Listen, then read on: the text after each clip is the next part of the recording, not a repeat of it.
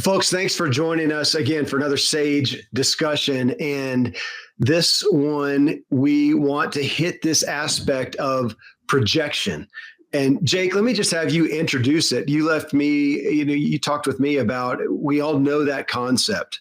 I think most everybody listening has heard, projecting. Oh, yeah, I'm projecting something on someone else. Or I was thinking about it earlier today, too, that in a sense, what's that old adage that I don't experience things as they are, I experience them as I am. Right. We've all heard that. And I think I have for a lot of my life shook my head at that. I agreed with that with no concept of what that really is. I hear that and go, oh, yeah. And then I go and I have the next experience with the next circumstance, the next external person, whatever it is. And I just think that what I'm experiencing is what is. Right. And so this concept of projection, I would say Jake Eagle says we're getting it wrong. So Jake? Yeah, Freud got it wrong. Everybody's gotten it wrong for a long time. That's my audacious statement for today. So I buy it. Let's start with the sort of traditional understanding of projection, which is that it's a defense mechanism. And it's where a person attributes their emotion or their thoughts to someone else. And it's considered to be kind of a pathology, or like I say, a defense mechanism. And that it happens most when we're feeling threatened or insecure. So let's just say that I'm angry at you, but the projection is I'm going to tell you that you're being hostile, or I'm going to tell you that you're being angry. Really what I'm doing is I'm taking how I am experiencing my emotions and I'm essentially putting them on you. It's very confusing. It externalizes the conflict. So no longer am I taking responsibility. I'm saying it's you. You're doing this. I don't take responsibility for my own emotion. And this is happening pretty much unconsciously. It's happening a lot. SAGE has a completely different perspective on what would be called projection, which is that it's a natural consequence of our subjective interpretations. So one way to think about it is that projection is an interpretation. It is an interpretation. And it is unavoidable. It happens all the time. So let's say that you and I are having an interaction. From a SAGE perspective, there's 4 selves involved. There's me, there's you. We all understand that. But then there's, from a SAGE perspective, I would say there's you and me. In other words, how I think of you in my mind. I'm making this up. This is essentially my creation. And then I'm going to, if I don't know SAGE, then I'm going to tell you about you based on my representation, or what I actually call a hallucination. And then you're doing the same thing. So I said, there's you, there's me, there's you in my mind, and there's me in your mind. So those are the 4 actors. If we understand this, if we recognize this, we're going to eliminate, I would say, the vast majority of confusion in interpersonal dynamics. Because I'm going to stop telling you about you, and I'm going to start talking about me, about how I'm interpreting things. And I'm even going to tell you how I'm creating you in my mind, what I'm imagining is true about you. So a simple example, let's say you walk in the room and you have a snarl on your face or a frown. So I say, let's say it's Kevin. I say, Kevin walked in the room. Okay, that's true. Kevin is the person over there and he walked in the room. Then I say, and Kevin is mad. Well, I don't know if Kevin is mad. I'm interpreting the expression on his face as if that means he's mad. So now I tell him, Kevin, you're mad at me. I don't know why. You're clearly in a bad mood. He's not at all. He's going, what's going on here? And I go, well, you're angry. He goes, no, I'm not angry. And we're in a mess. And we're going to try to sort that out And I'm going to suggest it's almost impossible to sort that out because we're not attributing things properly. I'm not looking at what am I doing and allowing Kevin to tell me what he's doing, how he feels, what his emotions are. If we can slow down and get very clear, and Hannah and I do this in the rare instances where we have some tension or conflict, we'll stop and I'll talk very clearly. Here's what I'm imagining is going on for you. I don't know what's going on for you, but I'm imagining that you're disappointing yourself because of what I did last night. That's very different than telling her that she's disappointed in me or that she's angry or that she's withdrawing. None of those things may be her experience. So this is a way of dissecting interpersonal dynamics to eliminate confusion and eliminate defensiveness. So that's kind of a basic overview, and we'll dig into this a little bit more. Yeah, I've got two areas I want you to dig in on more. And the first one is when you first said there's four, if we're having a conversation together, there's four people involved. There's me, you, and then you and me and the me and you. And when I first heard that, back to talking about identity, there's me. And this is, I think, difficult for me to even figure out how to speak. And I think difficult for us to conceive of for a lot of people that who is me? I'm supposed to know who I am, right? We know that from a cultural standpoint, you figure out who you are. I know what I am. Well, I'm my own projection. I am my own. Who the hell is me? I am Kevin's projection of Kevin, who I think that I am. And I can go and say all these things that I am and know that out of my 9 kids, they may all have a different perspective. And I say, gosh, I am incredibly patient. And one of them will say, no, you're not, Dad. You're the most impatient. Well, what am I? I'm their projection, my projection. So I'm beginning with a made up projection of myself that I don't, what's true. There's the other aspect, what's true. I think that we're in agreement that there's not a truth. The truth is that there's a projection. Well, and there's the truth. For example, my example, Kevin, you walked into the room. We can all agree that you walked into the room, right? Some things are observable and we can all agree. It's as soon as we start attributing emotions, feelings, and thoughts to people that we're putting our projection on them. And what I'm saying is we can't not do that. We're always going to have interpretations, but I can be clear that I'm talking about myself. That's the difference. I'm talking about myself. I don't really know how you feel. I don't know what your state of mind or mood is right now, but I can tell you what I'm perceiving it to be. Now, if I do that, the chances are good that you'll be able to listen and not get defensive. So we're shifting from reactivity to people being able to A, take responsibility, and then be responsive instead of reactive. Be conscious. So on the aspect of curiosity, it gives me the chance to go, Jake, gosh, so we came onto this and the tech wasn't working. I was late showing up. You were angry. Damn right.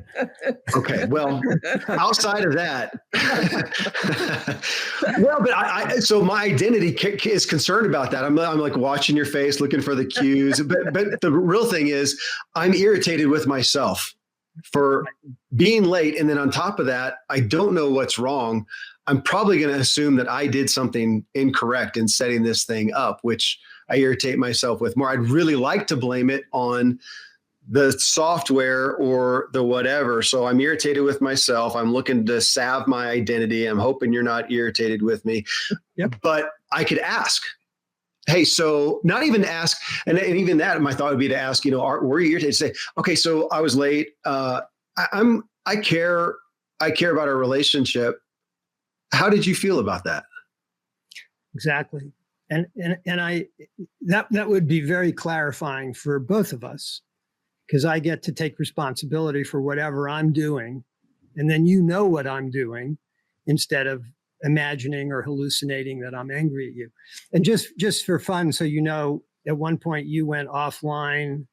We shut down this and restarted it. And when we did that, I said to Hannah, I said, you know, it's impossible to be annoyed or angry at this guy. There's something about him that's so likable. I would be annoyed at anybody else. Thank you. Though projecting, what I'm ultimately doing is I'm looking at you because I'm thinking if I was you, right, I'd probably be irritated. So I'm projecting my irritation on there. So I want to come and do that. But can I just say, gosh, how did you feel? It would be amazing to have somebody, you know, like one of my kids to say, Dad, this and this happened. How did you feel about that? Instead of what we do. Not only that, but it's so brilliant because as soon as you ask that question, I alter my state because I go from, let's just say that I was irritating myself or I was annoyed at you. And you ask that question, I appreciate you so much for asking the question. Right. And whatever state I was in, there's a very good chance that it shifts just in that moment. Okay, let me ask another. I'll try to be brief. Oh, Ralph, I see you in the chat. He just says a book title. He's thinking about a book title from this discussion, The Mysterious Case of Misattribution. Do you know that one? I don't. I don't either, Ralph. Thanks. I'm curious about the title, Misattribution. Well, I have to wrap my brain around that. But we are misattributing all the time. I'm attributing my emotions to other people all the time. I'm attributing my thoughts to other people all the time. Yeah. Okay, let me ask about that. Was where my question came from. I interpret myself in my past to have been very strong in the attribution, to use that word now. And I looked at the areas of life that I cared about: spirituality, health and wellness, relationships and marriage and parenting, and all these things that I was so involved in. And I was looking for the best way to do it, to parent in a way that produced the best results that we felt like that I agreed with from my understanding. And I would take those and of course apply them. And especially if I have some good results, then that's what I take to my audience, which I've always seemed to accumulate people to influence and say, okay, this is good parenting. That is bad parenting. This is a good diet. That is a poor diet. And I did that, I feel like, to a high degree. Now, I will say that I think most people experience me doing it out of really caring and with a good heart. So I wasn't a jerk so much, but it was very cut and dried. And I look back now I don't appreciate that. I don't want to be that guy now because I can't take what works for me and attribute it to you and say that it is best, that is right, that is wrong, whatnot. Hopefully there's some wisdom in there. Hey, this is what I have found wisdom in or found some benefit in for me.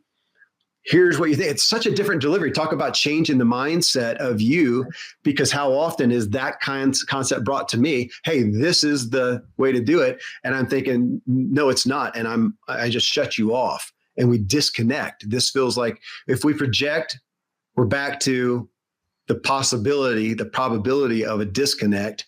If we don't, do you have an opposite for projecting in this concept? Revealing. Okay. I'm revealing what's going on for me. And the difference is night and day. When I start to project and tell Hannah about Hannah, things don't go well. That's my biggest trigger. And I will say, don't be telling me about me. Mm. So if I'm reacting, he's projecting. It almost is that simple. If she's reacting, because she's a very non-reactive person, as I experience Hannah. So if she's reacting, I almost always can step out and look and realize I am in some way telling her about her. Even as you said, Kevin, even though my intentions may be really good, I may say, hey, I just want to tell you, you need to call so-and-so because you said you wanted to do this thing. I'm trying to be helpful. Still doesn't like being told about her. No. And it's so easy to say what I'm saying in a different way. I'll give you a short example about attribution. And Ralph, I think you should write the book. I realize it doesn't exist, but I think you should write it. You had us. I think so. I will buy a case of it because you got me. That's a pretty good start. One of my stories about attribution that always has stood out is when John and Joyce were at the end of life, and Joyce was in an assisted living home. And John would go visit her, and he would tell us what it was like. And some days she was receptive and happy to see him. Some days she threw the bedpan at him, literally. Or didn't know him. Or accused him of messing around with the nurses. This is when they're in their 90s. And he tells me this story, and I say to him, that's so sad. That's so sad, so tough for Joyce. And he says, don't do that. Don't do that. Don't project your emotions on Joyce. Let Joyce have her experience. Respect that Joyce is she's going to die the way she chooses to. She's going, just like she chose the way she lives. So don't lay that on her. It was a very powerful moment because, of course, I was coming at it from what I felt was a heartfelt, sympathetic place, trying to be supportive. And he perceived what I was doing as disrespectful to Joyce because I was basically taking how I felt and assuming it's how she felt and assuming it's how he felt. And he said, don't do that. It was very, very clarifying moment for me. You mentioned empathy. I continue to grapple with our cultural engagement with efforts to be empathetic. One of them, like you just mentioned one, I have somebody in my life that I care enough about to bring this up, and I haven't done it yet. But in the effort to be empathetic, if you're sharing something that you've experienced, they'll go, not only they'll say, oh, I understand, but they'll say, oh my gosh, I completely understand. And in my head, I'm thinking, that's impossible. It's impossible. And for me, it's a disconnect. And I wonder if in our efforts, again, good heart, our efforts to be empathetic, when we say, I completely understand, I found myself backing off of that and going, okay, how do I say that? Go, oh, if it's honest, to go, boy, I resonate with a lot of what you said, or I even align. I've even been trying to take away out of my vernacular that I agree, because that even feels rigid or conclusive, as opposed to, gosh, I resonate with what you said, but I resonate with a lot. I resonate with as much as I could even understand of your projection about that thing, your interpretation. And of course, in the meantime, as I'm grappling with what I'm going to say to you in that moment, I'm aware. If nothing else, at least I'm aware. Even if I bungle the words up, I'm aware. Listening to us now is Christy Marvel, who actually, it was her fault I was late. There we go. Completely her fault. She was so wonderful that it kept me engaged at lunch. And but Christy, you and I talked about that. You at one point said, "Oh, I bet I said some things that were not sage," just in that thing. And I hadn't even tuned into that, Christy. But I appreciated that you were sitting there, engaged with me, talking, thinking about what you're thinking about what you're saying. And even if you go for a minute, like I do it right here. I really have to, because we are live. I feel a little anxiety myself a little bit with that, and I'll get to roll and talking. You can hear me speed up, and I go on autopilot. And then sometimes I'll wait and go, are they going to tell me where I went off stage? Because I know I was on autopilot, and sometimes it works, sometimes it not. But I don't want to be there. Can I not go on autopilot and stay aware and slow down? Well, what Christy was doing with you and what you're doing now is a demonstration of metacognition, where you're aware and you're thinking about how you're thinking, which is just a huge step up in terms of development. So no longer on autopilot, no longer unconscious, but I still may be speaking in a habitual manner, particularly, as Kevin says, when you get excited, you get on a roll, you start talking fast. But at least I'm watching and listening to myself with some sage awareness. typically what I do when I recognize I'm autopiloting myself, slow down, take a breath. And typically what I'll do is I'll enter into more disciplined use of sage language. Be very deliberate about what I'm doing in me. I'll even say things like, my interpretation is this. Sometimes I'll say, my hallucination about you is the following.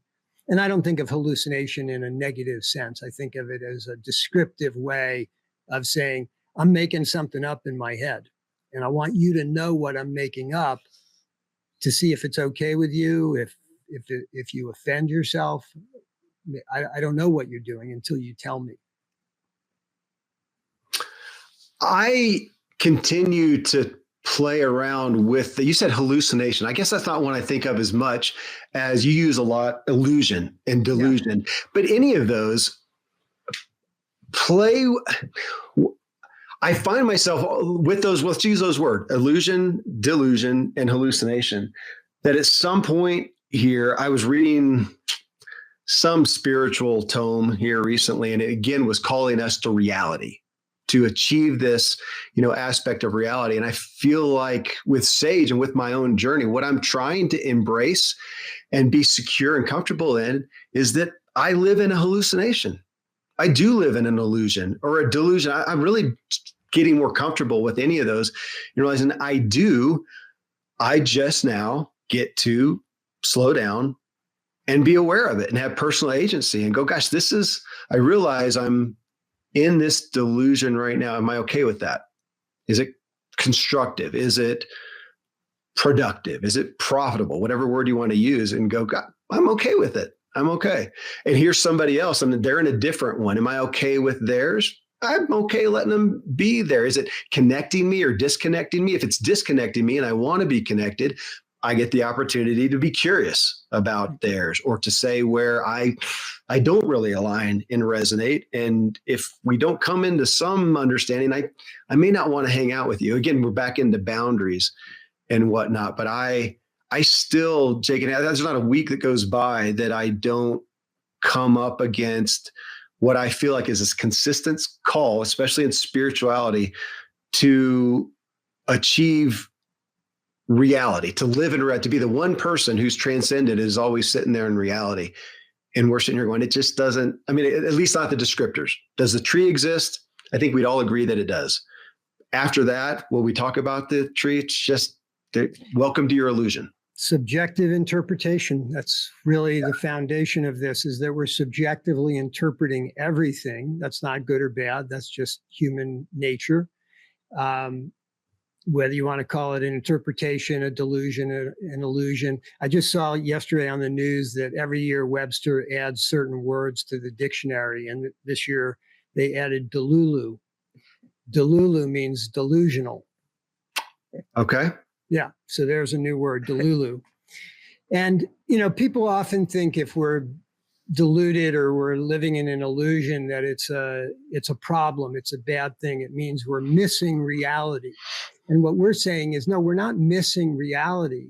We're just being very clear about what we're actually doing, which is subjectively interpreting everything that goes on. I think that's even telling myself, have I lived thus far in an illusion? Yes. Am I going to continue living in an illusion? Yes. I just get to steer it now. Yeah. Right. Yeah. Totally good. Okay. I wanted to read something because I confirmed myself with it, with what we're doing here. So you'll appreciate this because I know you know the guy or knew of him, J. Krishnamurti. Don't know I can't remember what his first name is, but J. Krishnamurti. That's what he signs his book as. So this is from the book Freedom from the Known, which I continue to read. This is this morning's reading. It says, when we demand an experience of reality, as we all do, don't we? To experience it, we must know it. And the moment we recognize it, we have already projected it. It's his exact words. And that's the aspect of what do I experience when I'm looking out the window at the trees and the squirrels. I am rarely seeing a tree or a squirrel. I am seeing memory programming experience and I'm interpreting it a certain way. When I see the dark clouds, if it's a day where I feel like being cozy and staying in the house with a cup of tea, I project right away on my view of the clouds, goodness. Great, cozy. On the day when I'm planning a long ride that I don't want to do in the rain, I'm immediately projecting a negative feeling. Delusion after delusion after delusion based on that. And before, I would say it's a sucky day. And the next day, I would say it's a great day. And of course, now I don't say it is anything. I am. And you said something a minute ago, Jake, and I continue to write it down that there, for me in Sage, there is no more it is. There's no more that is. There's no more you are. There's no more I am, unless it is that base quote objective reality that I know that everybody is going to agree with, that this is a piece of wood. No problem.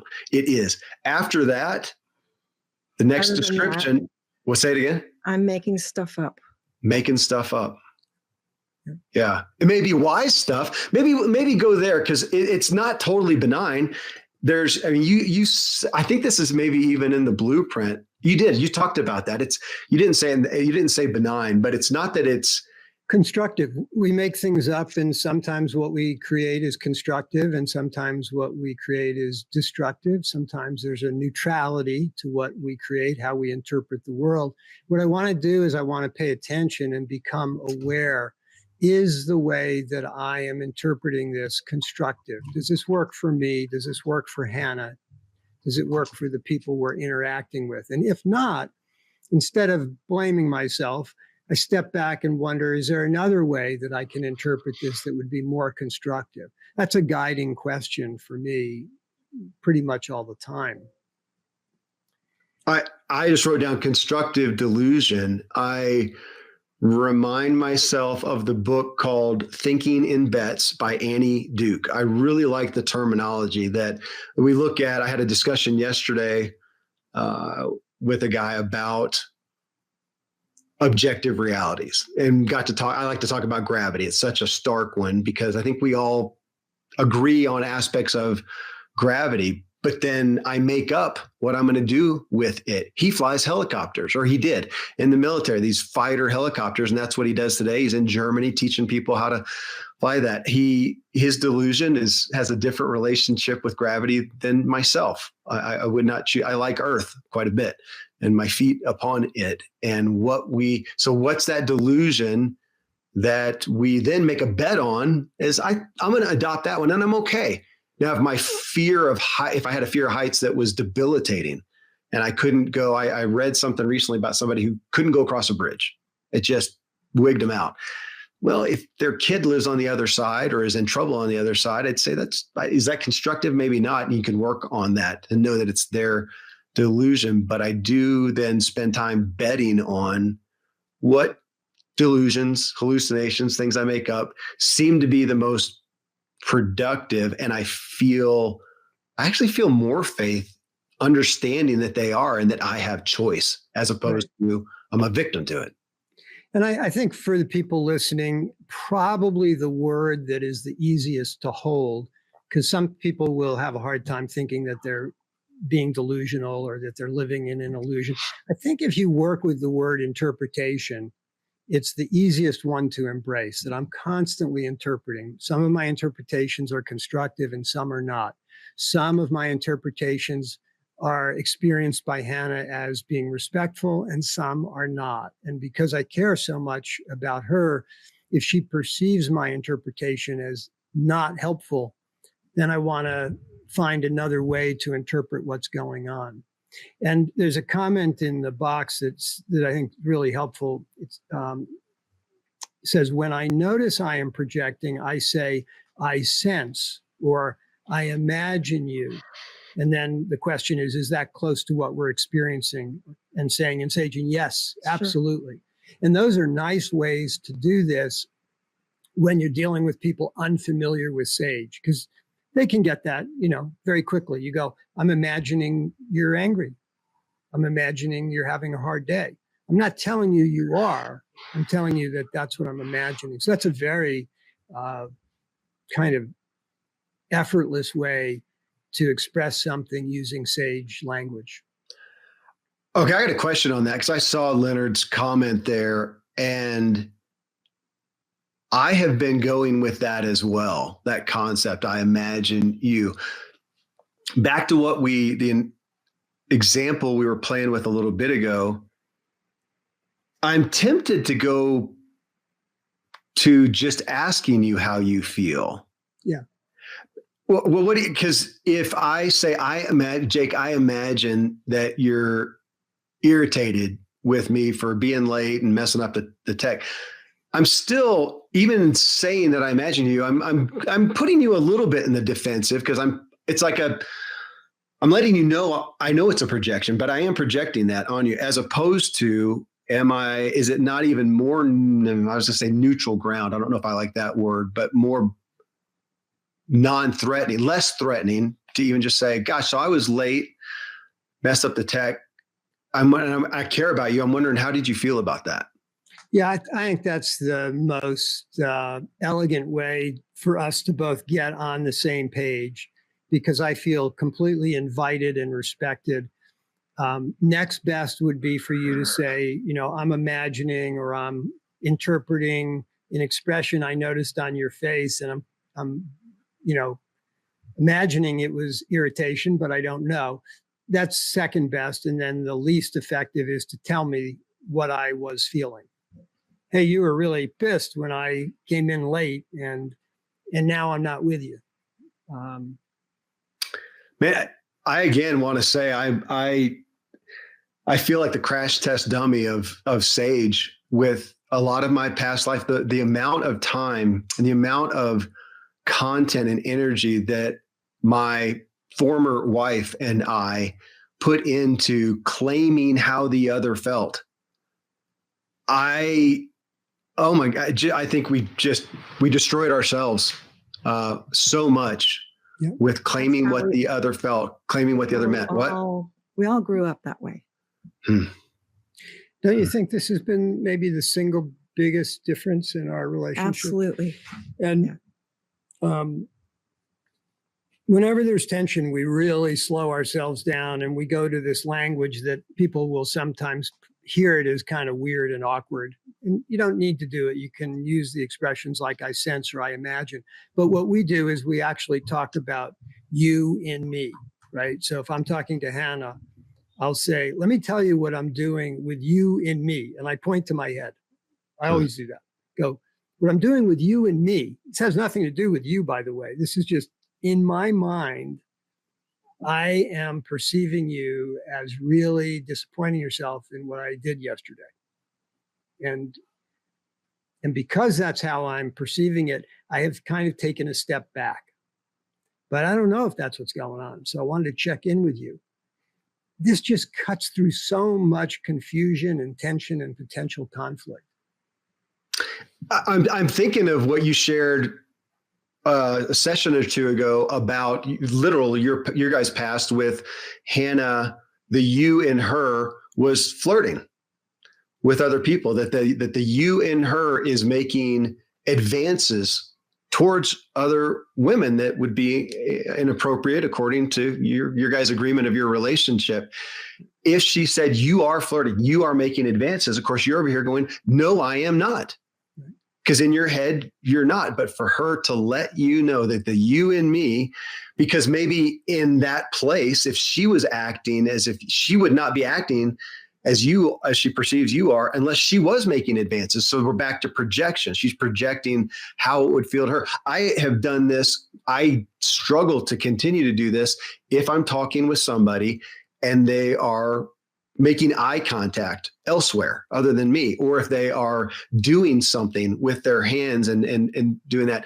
And I project myself, because if we're talking and I'm not looking at you, I am not listening to you. My brain is where my eyes are, and I'm a visual processor. That's why here we're looking at each other. I can watch your mouth. I can see your eyes. I can see that you're not paying attention to me at all because you're a rat bastard and you're showing something to Hannah. And yeah, and I'm projecting. And it was my former wife who said, I'm different than you. I'm an auditory processor. It was actually my brother too. He says, sometimes I can listen to you better if I'm not looking at you and I'm distracting myself kinetically or whatever. And whether that's true or not, it just let me, I got to quit projecting that. Now I may say, look, when we're talking, you may be totally different. I would really help myself if you would have more eye contact with me and not be shoving papers in somebody's face or whatnot, just as a favor to me. I'm sure it's whatever it may be factually, I don't know, but it would help me. And again, I'm owning my projection, as our topic is. Yeah, I think the amount of time that people in intimate relationships spend trying to sort things out could be cut by 90% if they would shift and recognize this very simple concept that there's 4 selves in every conversation with 2 people. And I want to be clear which of the 4 I am representing. So the vast majority of the time, I am not representing you because I don't know you. I may know that you walked into the room. That's about it. I don't know your emotional state and I don't know what you're thinking. And so if I talk to you and I'm very clear about that, we're leaving the interaction, the expression, the opportunity to connect, we're leaving it very wide open. I've worn myself out. Yeah. Projecting what I thought was reality, thought it was true, thought it was good, and then trying to convince others. I mean, the industry is we're influencers, right? We're influencing. And it's true. I want to influence my kids towards what I think will benefit them well. I think a diet of whole foods and vegetables will benefit them more than fast food. And I'm not, but still to own it and to not take that projection. And in the short time we've known you, I've seen you shift with your kids, particularly the older kids, where you're not really telling them what they should do. You may tell them what your preference is or what you appreciate, but it has a very different quality. And the other day we had a conversation with Kevin and Serene. Serene is his 16-year-old daughter who is really embracing S.A.G.E. And she's remarkable. Yeah, I mean, I agree with that projection. I resonate with it. I think that one's a fact. Fair. I mean, really, to see this 16-year-old stepping into this worldview, I just inspired myself. I thought this is going to change this young woman's life in terms of how she relates to people and how she goes through the world. Very, very, I inspired myself with her. And imagine if all of us had been doing this at 16. And the way that she and Kevin related. Yeah. The way she was relating to her dad was not like any 16-year-old I've ever seen. That's right. Curious, open. She wasn't looking to him to see if he agreed with her. Yeah. She was just saying, this is how I'm interpreting, how I'm making sense. Yeah. Okay, so here's an example. I would, in my past unintentional illusion, would have said, you follow S.A.G.E, do it with your kids. It will enhance and deepen and strengthen your relationships like nothing else. Well, now I'm intentional with my illusion. And I would say in the past year of speaking and thinking sagely, subjectively, having personal agency with my projections, with my children, I have perceived and they have testified in many ways that I'm going to say trust, affection, connection has increased with me, though the word I've gotten from Serene and another one, two other ones, I think, is they feel safer with me. I think as a father, is there anything more that I would hope for? And it has, again, it's so stark from my past, as I have left projecting on them, as I have left convincing, as I have left right, wrong, black, white, not preference. I haven't left preference and said, gosh, I've experienced great benefit from this. You judge it for yourself, and let them, to what you said on a call with one of my groups months ago, to let them have their own personal agency and to blatantly let them, while I own my own. I was Serene. I should have had her join this. She's in the other room. She has said, yeah, safety, trust, respect, all of it has just increased. And I'm just watching it with, I enjoy myself. Yeah. Just so grateful for this work that you guys were involved with. I don't know if you saw that in the chat, Ralph saying that he had heard your folks back with Percept. You got people here that have been on this journey a long time. That he knew your story about Joyce and dementia, and he helps himself with that story with his own sister who has dementia. But this work that's been going on, I thrill myself that we're here now. And as I've said before, if nobody else were to engage, that what it's done in me and in my immediate family and friends, best friends, closest friends, and even listeners. Christy Marvel is here. She's a listener that I haven't even exposed my audience to S.A.G.E yet. And yet she's just somebody from a personal connection. I said, hey, check it out. And here she is. And she's saying it is rocking her world. She is rocking her world as a result of her engagement, her projection of S.A.G.E. Right. Yeah. A couple things. One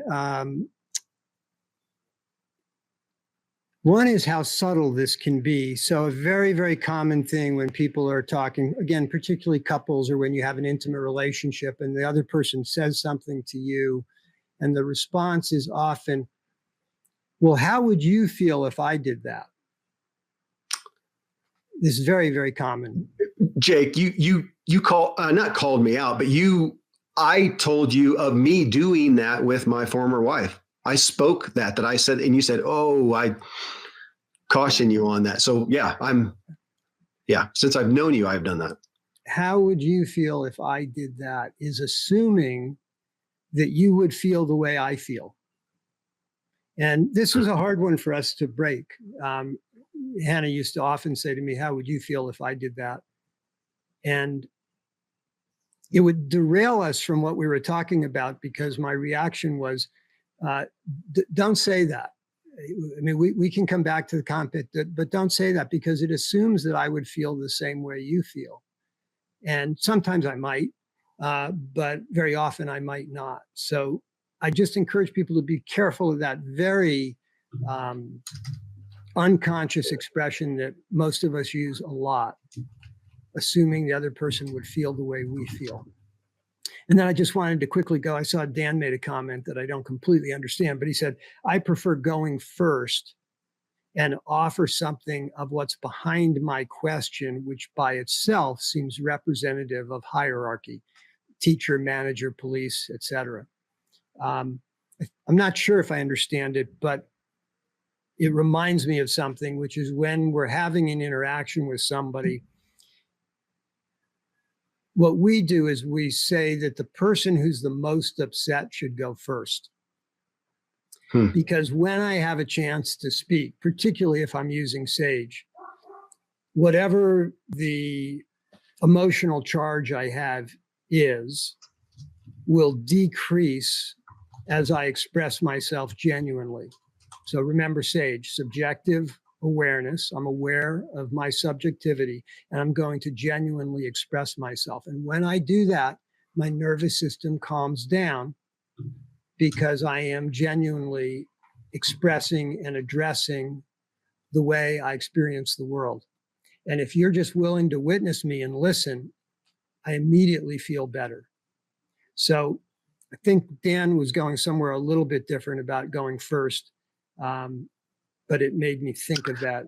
I like your perspective of of well, in my I paraphrased it in my head. I so appreciate you educating me on threat physiology versus safety physiology, which is is it in your book or in the Transformative Tales?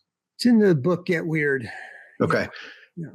That I have used. I used it a couple of days ago with Serene. We were talking about communicating something and the difference when we got out of the threat physiology. So in your aspect of two people in a conflict, say whoever's in the worst threat physiology, you go first, because if we don't dispel that stuff, we're not going to get far when we're in that physiology. Exactly.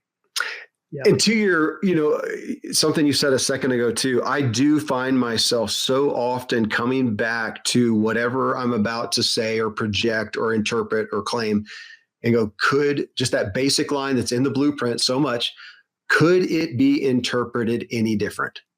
If it can, don't say it is. That is, you are, I am. I mean, I think what I still enamor myself with is I want to say 99.9% of everything I choose to communicate in a given day is subjective. It could all possibly, even if I exaggerate it, could somebody, interpret it different? Now, obviously they can be nuts and be dead ass wrong on something. But, if I try to say, I'm feeling threat physiology here, and could anybody else not be? Probably. Often realistically, it's me based on my illusion. I get to consider it. Yeah. Yeah. Yeah. I won't go into a lot of detail about this, but maybe another time. When I wrote the book Get Weird, and after we were working with John and Joyce, I created 3 different dialects. I talked about the I dialect, which is what we do with our interpersonal relationships. And that's SAGE. Yeah. And then I talked about we, which is where we have shared agreements. And that's, for example, innocent until proven guilty. That's not actually true. It's just we agree we're going to live in that manner. And then the third one was the dialect of it, which is the realm of science and math, where people believe things are actually objective. I thought that might help people who were very resistant, people who said, well, no, there are things that are real. We haven't focused on that in the blueprint. And John didn't completely agree with me. He thought that it was a helpful way for people to step into SAGE. But from his point of view, everything was an interpretation, including science and math. I don't want to go down that path right now, but he was very extreme in this stance that he took toward the world. And he believed everything was a subjective interpretation. He's probably right. He usually was. So.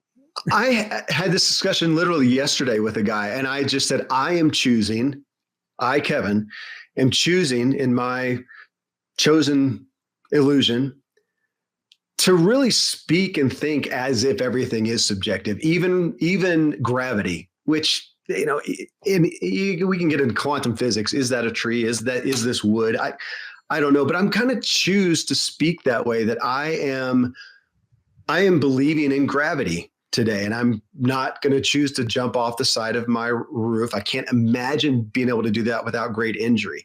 I expect I'll be believing that tomorrow, but I'm going to leave it open and not claim it rigidly. Why not? I hurt and harm nobody, and I like the brain practice of looking at it. And in talking with my friend Randy, who Dr. Randy James, recently, we were talking about this last Friday, actually. And I not confronted, but we were debating a little bit. And I said, look, man, how many of your beliefs, staunch beliefs that you had 5 years ago, even more so 10 years ago, do you no longer hold? And that he kind of sat back. He said, yeah, it's true. I said, well, so how many of them today? You probably will believe in gravity, probably, but why not hold it subjectively? I enjoy playing with it that way. Yeah, and I don't know which way you meant it when you said there's quantum physics, but actually in physics, there's also this very well-proven idea that the observer affects the outcome, right? So even at that level, this idea of subjectivity is alive and very, very powerful. Yeah, that one. So is the tree out there? Is it really a tree? Probably. As best I can figure. I did want to, and I know we're about at the end of our time here, Leonard. I just appreciate the question. He said, "I make myself curious. Have the Weirs, so John and Joyce Weir, who Jake has them in the credits, the acknowledgments of the S.A.G.E blueprint. That is where Jake and Hannah, if you're listening and don't know, that's where they found some of these concepts 20 years ago. So we can maybe talk about that another time, but."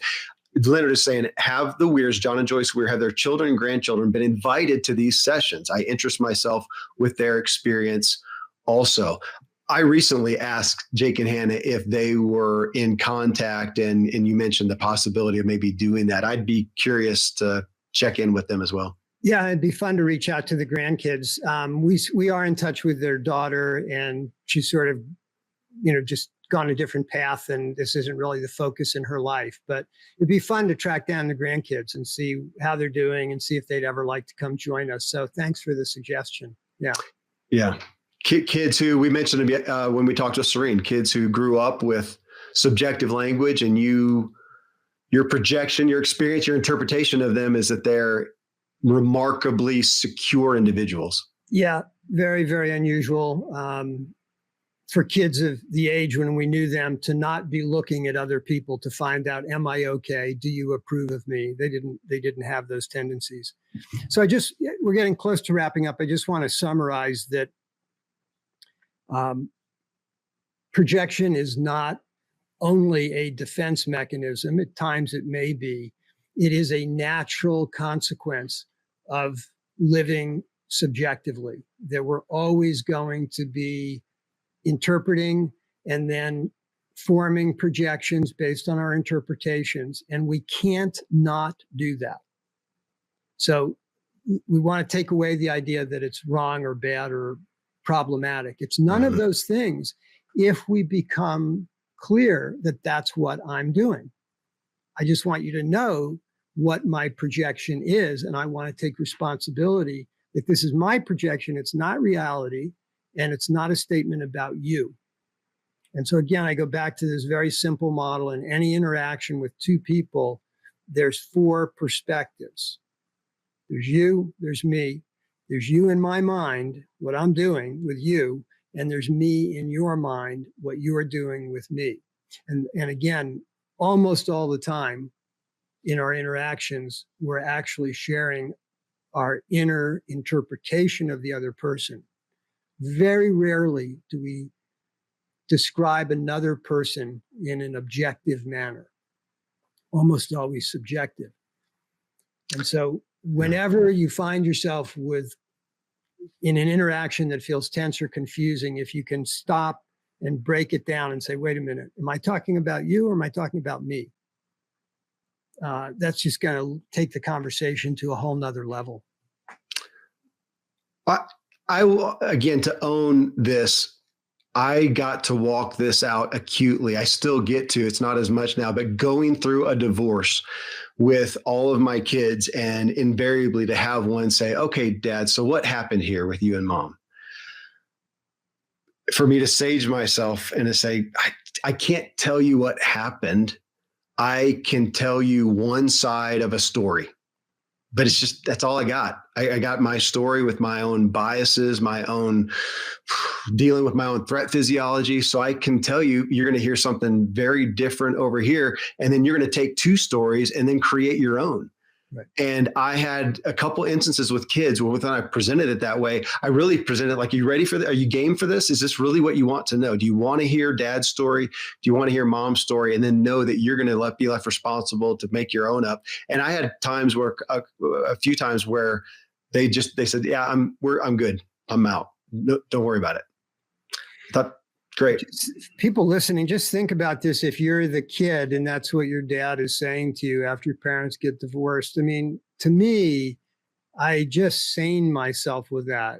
I just settled down. I go, that makes so much sense that there isn't a story. There's Dad's experience, there's Mom's experience, and then there's my interpretation of the whole thing. I just find that so respectful. Gosh, and in that, you started this off saying there's 4 people involved in this 2-way conversation, you, me, and the me and you and me. And in this scenario with a kid coming, I just added two more, and the dynamics of that. And it brought us to be, and it's really dangerous to be talking about our experience with someone, especially if they're not there, and hold it with much gravity. Well, thanks. I continue to learn, continue to evolve, continue to sage. Nice to be part of this whole thing and do it with you. And thanks Likewise. everybody for joining us. And we'll work out the technical aspects of this as we go forward. We're going to get that to be a little bit smoother. Oh, well, I'll talk with Christy since it's her fault. Oh, good. Okay. Thanks, Christy. Thank you all for joining us.